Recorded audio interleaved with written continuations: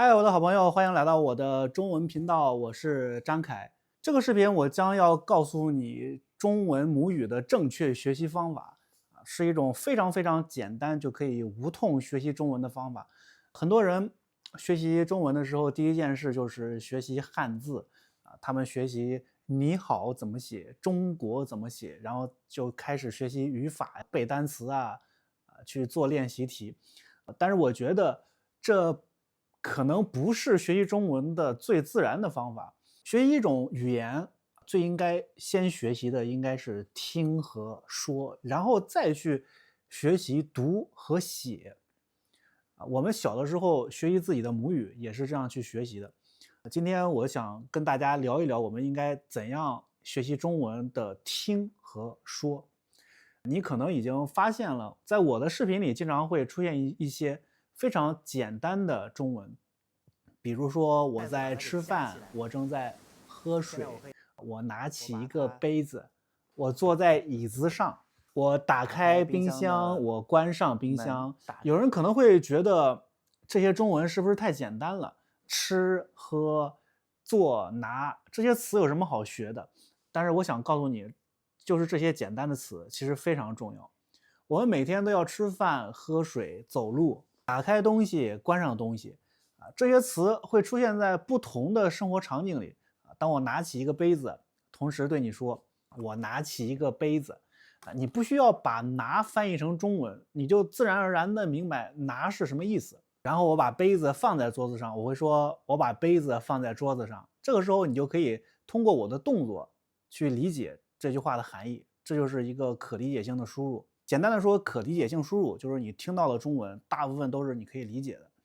你並不一定認識每一個詞，但是你可以通過畫面，通過我的動作、我的表情、聲音和上下文，你就可以精準地理解到它的意思。你不需要把每一句中文都翻譯成你自己的語言，你也可以直接用中文去理解中文。這就是為什麼我經常在家裡、超市、菜市場和公園或者上街去拍視頻，因為這些真實的生活可以幫助你去理解中文。當我去超市買東西的時候，你可以看到商品和商品的價格。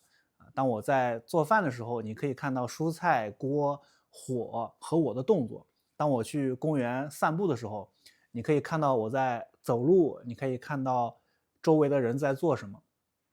畫面可以幫助你去理解我說中文。其實這就很像一個嬰兒在學習語言的方法。一個中國的小孩在出生的時候，他不會說中文，也不認識漢字。爸爸媽媽不會先教他漢字，教他中文怎麼寫，教他中國怎麼寫，也不會教他你好，也不會解釋中文的語法。像我媽媽就不會對我說，今天我們來學習主語，什麼是謂語，什麼是賓語。爸爸也不會每天讓我背50個單詞。這小孩他每天都在聽，在吃飯的時候，媽媽會說來吃飯了；喝水的時候，他爸爸會說來喝一點水。當準備出門的時候，家人會跟他說我們出發了，我們走吧。這些話會在生活中出現很多次。在一開始的時候，小孩子可能完全聽不懂，但是他每天都在聽，每天都在看，慢慢的他就会理解吃飯是什麼意思，喝水是什麼意思，走吧是什麼意思。先听懂，然後才開始說。在第一次說的時候，他們可能說的不完整、不正確，但是沒有關係，因為家人不會因為他說錯了給他0分，大家都會繼續跟他說話。通過大量的聽和理解，他說的也就越來越多，越來越自然。其實我自己也是通過這種方法學會的中文。中文是我的母語，但是我並不是先學習的漢字和語法才學會說中文。在我認識漢字以前，我就已經聽了很多的中文，已經會說中文了。我也是通過每天听家人說話，通過生活中的動作、場景、畫面來慢慢理解中文的。當然，成年人可能和嬰兒不完全一樣，成年人可以思考，可以用字典，可以在網絡上查一些詞，可以更快地理解一些規則。但是學習語言的最重要的那個部分是没有变的。但是学习语言最重要的那個部分是沒有改變的。你需要大量的去聽，大量的去看你可以理解的畫面。所以你剛剛開始學習中文的時候，不要着急，也不要特別急的去學一些很複雜的話。你可以先学生活中一些最相关的、有关系的内容，就是那些我饿了，我想吃饭，我有一点渴，我想喝水，我今天很累，我想睡觉。这些句子看起来很简单，但是它非常有用。当你这些句子你听过很多次以后，说过很多次以后，它就自然而然的就进入你的大脑。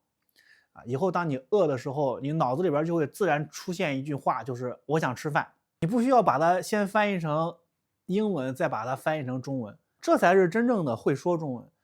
很多人在学習中文的时候就非常着急的开口，觉得如果我每天不练習说話，我就永遠都不会说。我觉得你開口說話當然非常重要，但是在開口之前你需要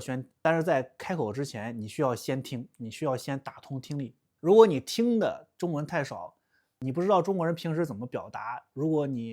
即使你再努力的開口，也可能只是用你的母語在思考，然後再翻譯成中文。所以剛開始的時候不要怕自己說的少，多聽也是一種學習。當你能聽懂一個句子，而且聽過夠多次以後，你就可以跟着視頻裡來重複比如你聽到我說我打開冰箱，你也就可以跟着我說我打開冰箱，然後你就可以在自己的生活中去使用這句話。當你自己真正的去打開冰箱的時候，你就再說一次我打開冰箱。當你真正在吃飯的時候，你就再說我在吃飯。這樣的話，中文就不只是在視頻裡的知識它會和你的動作、和你的生活、和你的記憶連接在一起一個詞只聽過一次就很容易忘記，但是你在不同的視頻、不同的場景反覆聽到它的時候，10次、20次，甚至50次、100次，你就覺得越來越熟悉它。突然你就會發現，你就沒有專門去學習，沒有專門去背這個詞，但是你已經知道它是什麼意思了。所以在我的視頻裡會反覆的去重複出現這些詞。今天我去吃飯，明天我在做飯，後天我在餐廳吃飯你看全部都是吃飯，但是場景不一樣，句子也會有一些變化。可能你的中文級別比較高了，你學了很多詞，你看我的視頻還會有一些收穫。這種重複其實不是浪費時間，重複是學習語言非常重要的一部分。如果你在我的視頻裡邊你只能聽懂50%也沒有關係，你可以先通過畫面去理解大概的意思不需要暫停視頻，也不需要去查清楚每一個單詞是什麼意思，你不需要把每一個詞都寫下來，就只需要繼續看、繼續聽、繼續理解。如果一個視頻對於你來說太難的話，你就可以選擇更簡單的內容。如果你完全聽不懂，不是因為你不夠努力，而是這個視頻的內容可能暫時不適合你現在的水平。最好的學習材料就是不應該是讓你一句也聽不懂，也不是讓你覺得完全沒有新東西。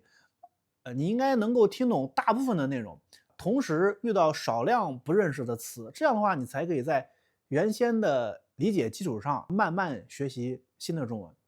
最後我想告訴你的是，學習中文不是從背很多單詞開始的，也不是從學習複雜的語法開始的。你可以從最簡單的生活開始學，聽懂那些我想吃飯、喝水，慢慢的聽懂我有點渴，我想喝水。每天聽一點點自己能夠理解的中文，不要着急，也不要害怕重複，先聽，慢慢理解，然後自然而然的開口說。這就是我認為學習中文最自然的方法在下一條的視頻裡邊，我會繼續給大家分享，當我們如果已經聽懂一些中文的時候，我們應該怎樣用中文來讀和寫